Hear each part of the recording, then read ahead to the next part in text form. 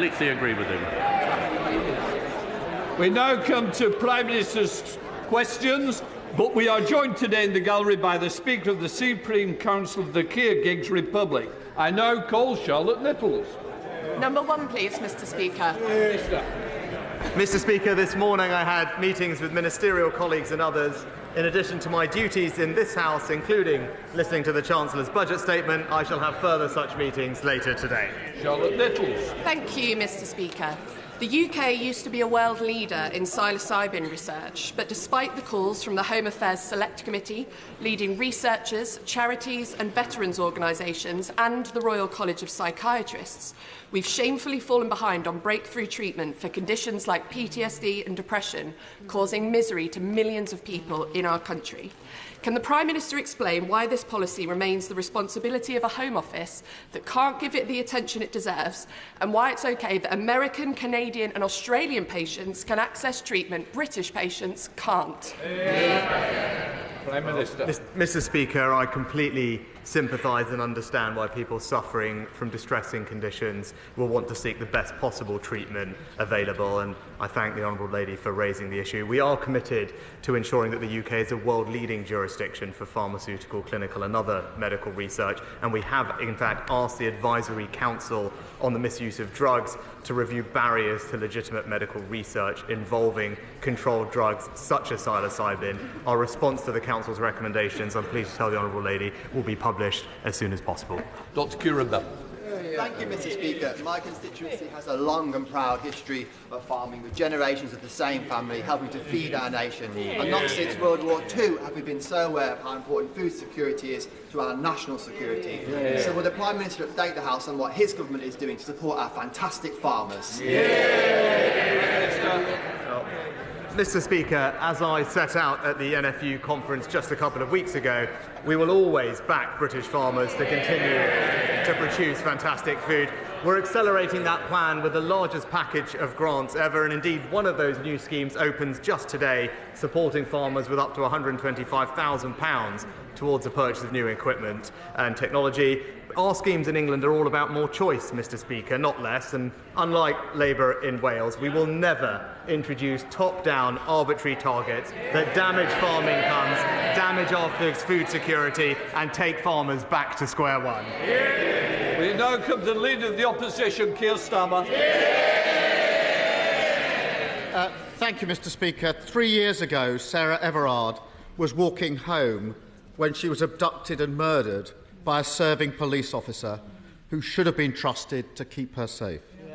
As a father, I can't imagine the pain her parents, her family and her friends are going through in this difficult anniversary week. Lady Angelina's report exposes the appalling failure in police vetting and in misconduct processes. And I'm very troubled by its conclusion that there is, and I'm going to quote it, nothing to stop another Cousins operating in plain sight.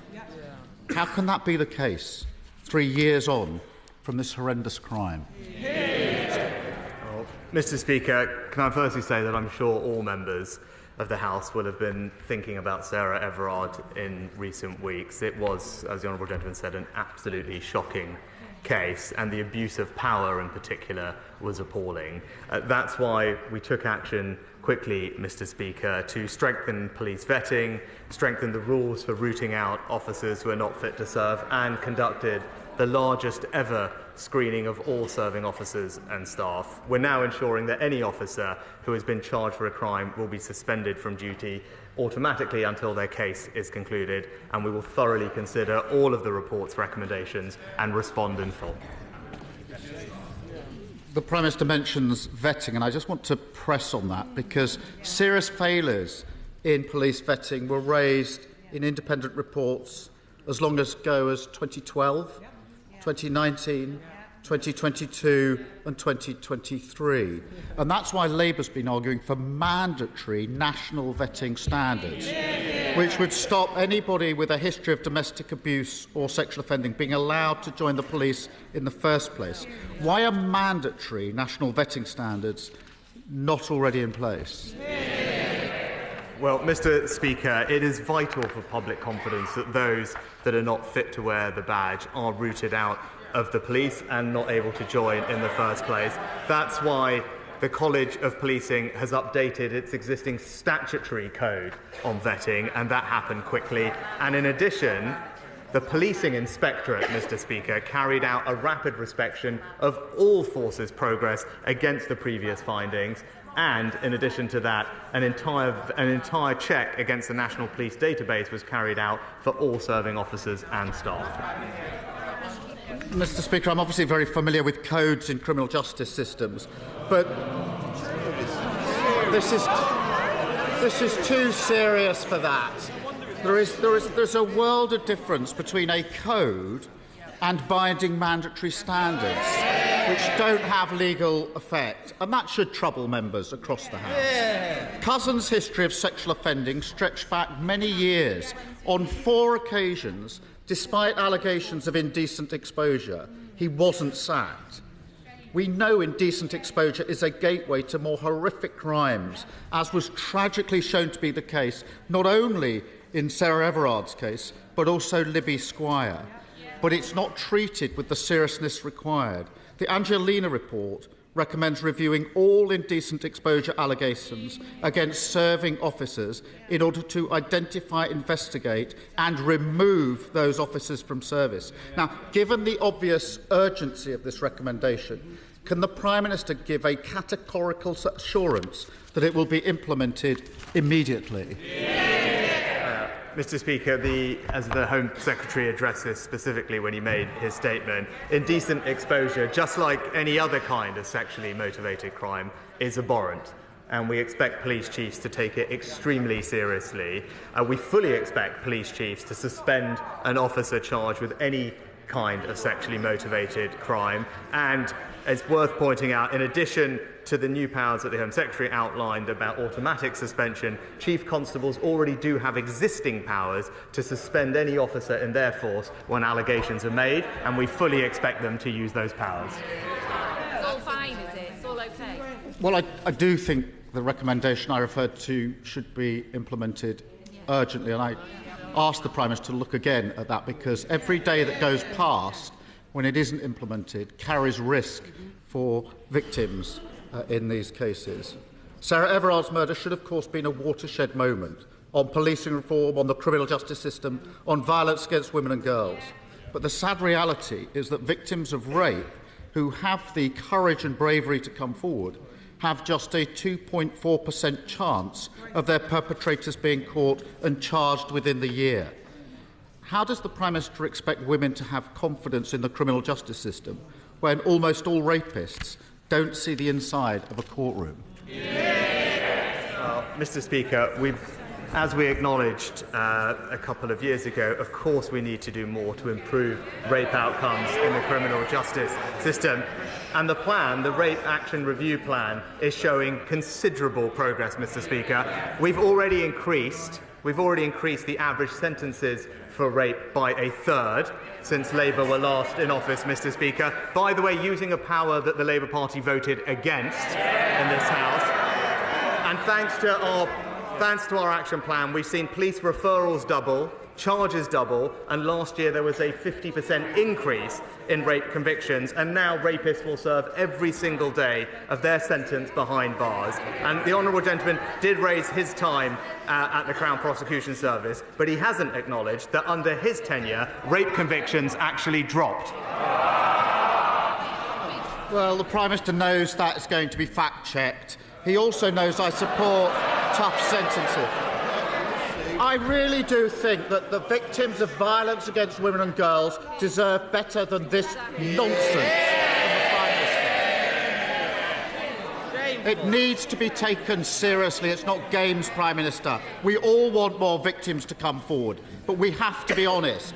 Unless things change, the criminal justice system will continue to fail them. That's why we're committed to introducing specialist rape and sexual offences teams in every force to give victims specialist support and confidence that their experience will be investigated properly. When will the Prime Minister commit to doing the same?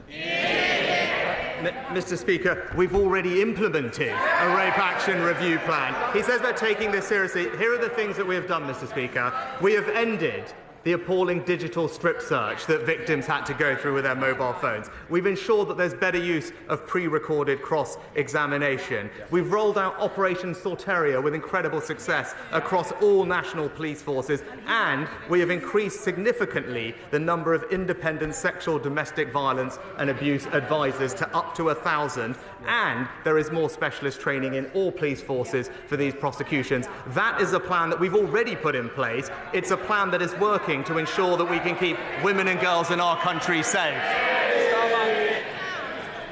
Mr. Speaker, the problem is the rosy picture the Prime Minister tries to paint of the current criminal justice system is completely at odds with the confidence many women currently have in it. And with the publication of the Angelina report, the country deserves to know that we're doing all we can to make our country safe for women. That starts with what should be the most basic task, creating a safe workplace here in Westminster.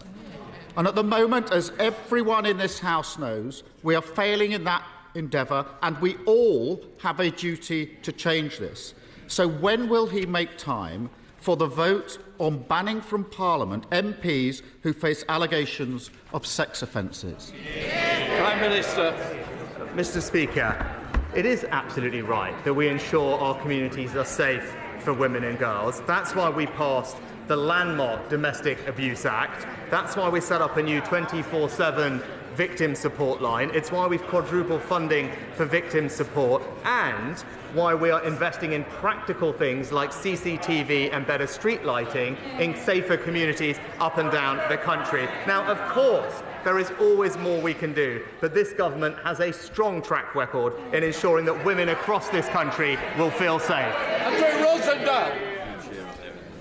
Mr. Speaker, sir, I want the Prime Minister to know that the people of Romford are struggling with ever-increasing energy prices, yet providers are making huge profits, running into hundreds of millions. So, does the Prime Minister agree with me that reductions in wholesale prices should be passed on to the consumers and standing charges brought down? And will the government hold utility companies to account for their actions? Well, Mr. Speaker, my honourable friend is right to highlight the challenge that high energy bills have posed, not just to his constituents in Romford, but across the country. That's why we stepped in with a significant package of support, paying for around half of a typical household energy bill when prices were at their highest. My honourable friend, I know, will join me in welcoming the fact that the energy price cap is set to fall by almost £250 in April, which will bring relief to many families, but we must hold companies to account, and that's why we introduced the energy profits levy on the windfall profits caused by an unexpected increase in energy prices, and we are going further to cut costs for people by cutting their taxes and putting more money in their family bank accounts. SNP Leader Stephen Flynn. Mr. Speaker, much to my surprise this morning, it's been widely reported that the Conservative Party in Scotland are absolutely furious that Westminster is about to tax Scotland's natural resources in order to pay for a tax cut in England. Mr. Speaker, is the Prime Minister in danger of turning his colleagues into nationalists? Mr. Speaker, obviously I wouldn't comment on the budget, but what I would say is, when I was in Scotland last week, it was crystal clear. There has only ever been one party consistently standing up for the North Sea energy industry, and it's the Scottish Conservatives. The Prime Minister knows that not to be the case, but there's a serious point to be made here, Mr. Speaker. The Conservative Party want to use Scotland's natural resources to pay for tax cuts in England. The Labour Party want to use Scotland's natural resources to pay for nuclear power stations in England, and the cost of that up to 100,000 jobs. Scotland's wealth, Scotland's resources, Scotland's jobs, all a game to Westminster. But with the Tories on just 15% in the polls in Scotland now, will the Prime Minister do us all a favour and call a general election? Mr. Speaker, the honourable gentleman claims to be supportive of the North Sea energy industry, why is it that he's opposed all the measures that we have taken to protect those jobs in Scotland over the past couple of years? He talks about tax in Scotland and England. I'll just gently point out to him that thanks to the actions of the Chancellor and this UK government, everyone in Scotland has received a significant tax cut from January this year. And in contrast to the Chancellor's last budget, the SNP's budget put taxes up for working Scots. Scotland is now the high tax capital of the UK, but this Conservative government is going to keep cutting taxes for hard-working Scots. The government is rightly acting to properly compensate the Horizon victims who are highlighted by Alan Bates's legal challenge. However, there are thousands more sub-postmasters across the country who are not actually prosecuted, but who faced financial penalties for bogus shortfalls, causing enormous financial and personal distress to them. Does the Prime Minister agree with me that we should now be doing everything possible to do right by all victims of gross miscarriage of justice, clear their names, and at last properly financially compensate them? My right honourable friend is absolutely right to highlight the appalling impact this miscarriage of justice has had on people's mental health. As he acknowledged, our focus is on delivering justice for the postmasters, and that's why we will introduce legislation to overturn convictions and pave the way for the swift payment of compensation, which he acknowledged. But I thank my honourable friend for his long-standing campaign on this issue about mental health, and I can assure him that the Postal Minister is closely examining the issues he raises. He's considering next steps and will keep the right honourable gentleman closely informed. Sir Geoffrey Donalds. Thank you, Mr. Speaker. The Prime Minister will be aware that the Government's proposals to deal with the legacy of our troubled past in Northern Ireland continue to be the subject of scrutiny, most recently in the High Court ruling in relation to compatibility with our human rights obligations. And yet, many families of victims in Northern Ireland are deeply disappointed with the lack of cooperation by the Irish Government in relation to murders committed in their jurisdiction or from their jurisdiction. In relation to the Omagh bomb inquiry, for example, the Irish Government has declined to conduct a public inquiry on this worst atrocity in our troubled past, despite the courts urging it to do so. Will the Prime Minister continue to press the Irish Government on the need for them to make available facilities to enable the families of innocent victims, including in Omagh, to pursue justice for their loved ones? Can I thank my honourable friend for his question on this important topic, which I know will be of great interest not just to his constituents but many others across Northern Ireland. The Government has set forward its plans to deal with the legacy of the past and will continue to engage with everyone in Northern Ireland, whatever their views, to set out the best way forward. But I can confirm to him that the Secretary of State for Northern Ireland has raised these specific issues directly with the Irish Government and will continue to do so. And I also spoke to the Taoiseach myself about this very matter. We would hope to see further cooperation on Omagh and many other outstanding cases that involve Irish jurisdiction, because, like him, I want to give families as much information as possible. Ellen Plesty. Thank you, Mr. Speaker. Putin has put the Russian economy on a total war footing. He has increased military spending by 68% to 7.5% of GDP. He claimed this month that over 520,000 new jobs have been created in their arms industry, which now employs an estimated 3.5 million Russians. On my recent visits to Ukraine, I have met with government ministers and senior military figures who have expressed great frustration to me about the length of time it is taking to develop collaboration in building a defence manufacturing capability jointly with UK defence companies in Ukraine.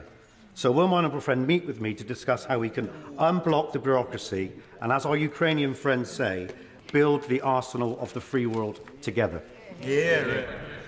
Well, I can reassure my honourable friend that we remain steadfast in our support for Ukraine, and we will not allow Putin to achieve his aim of eradicating Ukrainian freedom and democracy. Our cross-government task force is working diligently to support both the armed forces of Ukraine and lead UK and Ukrainian defence industrial cooperation. I'm pleased to say in December last year we conducted our first successful trade mission to Ukraine alongside the UK defence industry, but I can tell him that the government and UK industry will continue to work hand in glove with our Ukrainian allies, seizing the opportunities for collaboration and bolstering our joint defence industries. Stringer. Mr. Speaker, last week the IPPR published a paper, The State of the North. That paper predicted that wealth inequalities, already too large between the North and the South East, would increase to nearly £250,000 per head by the end of this decade. Does the Prime Minister accept that his levelling up agenda has failed, or did he never want it to succeed? Prime Minister. Mr. Speaker, on the contrary, inequality in our country has actually declined under this Conservative government. And when it comes to levelling up in the North, it's actually the North that has received some of the highest amounts of per capita levelling up funding of any region in the country. And I know when he last popped up to ask me a question about our investment in the North, I was wondering if he's managed to get an answer as to what exactly the Labour Party's position on HS2 is. Because I'd still like to know, because what we're doing is taking that money and reinvesting every penny of it across the North in forms of transportation that people use every day, delivering benefits quicker to communities not just in his constituency, but across the entire North, and it's been warmly welcomed everywhere that I've been. Thank you, Mr. Speaker. Would my right honourable friend agree that the performance of the Labour Party in voting down our Rwanda bill in the House of Lords is a disgrace? It is only the Conservative government and the Conservatives who have a plan for dealing with illegal immigration and the People's Fund. Action on illegal immigration is a top priority in my constituency, and Labour has no policy or plan on this at all. Well, Mr. Speaker, my honourable friend makes an excellent point. He knows, like I know, that if you want to fully stop the boats, you need to have a working deterrent. That means if someone comes here illegally, you must be able to remove them to a safe third country alternative. That's why the Rwanda scheme is so important, and that's why we're determined to see it through. But it was just in the last week an independent report was published talking about the Labour Party's policies in this area, which made it crystal clear that they don't have a plan to stop the boats, and in fact their idea would see the UK accept hundreds of thousands more migrants. Thank you very much, Mr. Speaker. Which part of his economic legacy is the Prime Minister most proud of? Is it presiding over the highest tax burden since the Second World War? Or is it delivering the slowest real wage growth since the Napoleonic War? Mr. Speaker, saving 10 million jobs in the pandemic with the furlough scheme. The Prime Minister will know that there is consensus across this House on the need to build new houses. Where that consensus breaks down is where those houses should be built. Does the Prime Minister agree with me that wherever possible, new houses should be built on brownfield sites, not on green spaces, not on greenfield, and certainly not on prime farmland? My honourable friend is absolutely right. It's sustainable planning that must be at the heart of our planning system, and that's why we're committed to meeting the needs of communities by building homes in the right places and, as he says, making best use of brownfield land. We've made it clear that that's what should be the priority. We've put extra funding aside to unlock those sites, and our recent changes to the MPPF provide clearer protection for the Greenbelt, making it clear how future housing supply should be assessed. And that is the clear difference between our two parties. On this side of the House, we will protect the Greenbelt, and the Labour Party will concrete right all over it. Thank you. Mr. Speaker, in some jurisdictions, ministers routinely publish their tax returns. The Prime Minister voluntarily published his UK tax returns last year. Does the Prime Minister agree that ministers of the Crown should publish their tax returns as a matter of course? And has he ever filed any returns in the USA that have not been published? Mr. Speaker, I don't think that would be proportionate or appropriate, and what I've done is... No, I don't think it would be proportionate for all ministers to publish their tax returns. In keeping with the long-standing tradition, I voluntarily published my tax return, as did the Chancellor. I think that is the right balance, and I've been completely transparent about that as I've done it. Thank you, Mr. Speaker. Last year, a number of us were on the first transatlantic flight powered by sustainable aviation fuel. This week, IAG made its first major purchase of that fuel. But that fuel is coming from the United States. And it's really important that we have a SAF industry in this country. So will the Prime Minister tell the Treasury and the Department of Transport to accelerate the work they're doing, to put in place the right framework and the right support mechanisms to ensure we have a SAF industry for our aviation sector for the future?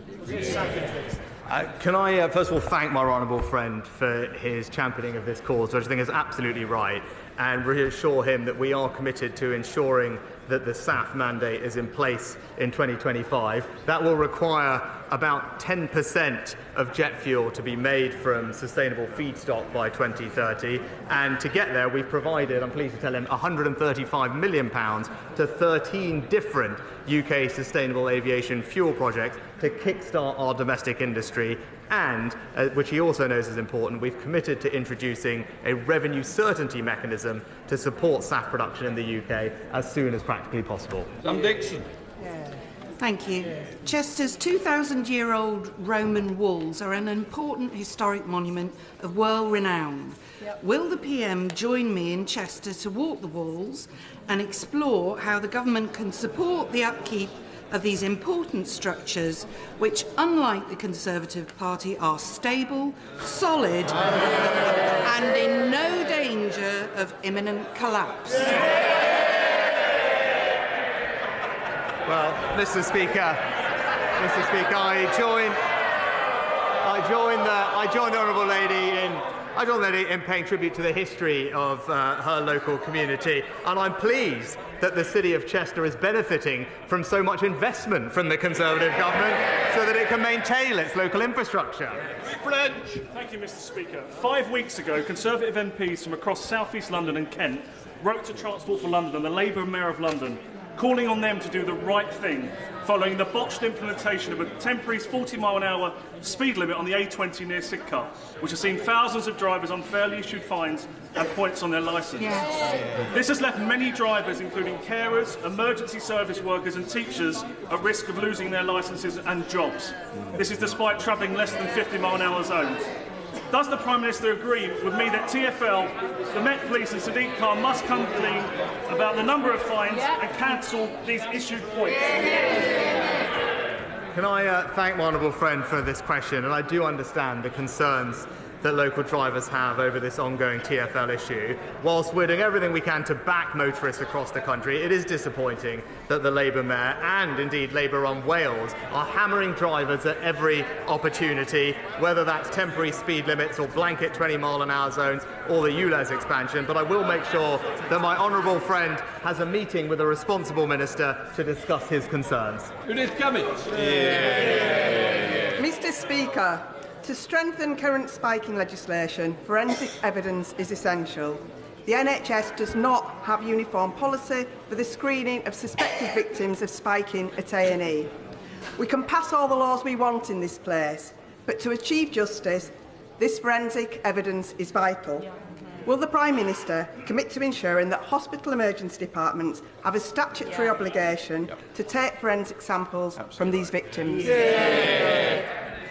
I agree with the honourable lady that spiking is an appalling, violating crime which seriously undermines public safety, particularly the safety of women and girls, and we want to make sure that the existing laws recognise the threat that spiking poses, and that's why at the end of last year we announced a raft of new measures to confront spiking and support victims, including changing the law to make it clear without any doubt that spiking is illegal, as well as other measures like an online reporting tool, investing in research and rapid testing kits, and training for bar staff. But I'll ensure that we look into the issue that she raises and write back to her. Final question, Ben Bradley. This winter, flood and storm damage has caused significant damage to the infrastructure in and around my Mansfield constituency. That's our roads, it's our drains, it's flood infrastructure, and this is among the highest concern that residents raise with me on a regular basis. I'm really grateful that from next year in particular, there's very significant infrastructure funding coming our way. But what can my right honourable friend do to help fix this for my constituents now? Well, Mr. Speaker, I'm pleased that in 2020 we announced that we would double our flood investment to a record £5.2 billion, and in Nottinghamshire, since 2010, we've invested over £50 million to protect 15,000 properties. And I know currently there is a programme in Mansfield which is looking at surface water and drainage improvements, but I will make sure that I talk to the Chancellor that we have a strong economy to keep investing in local infrastructure in his area, and that's exactly what we're about to hear from my right honourable friend in just a second. Completes Prime Minister's questions.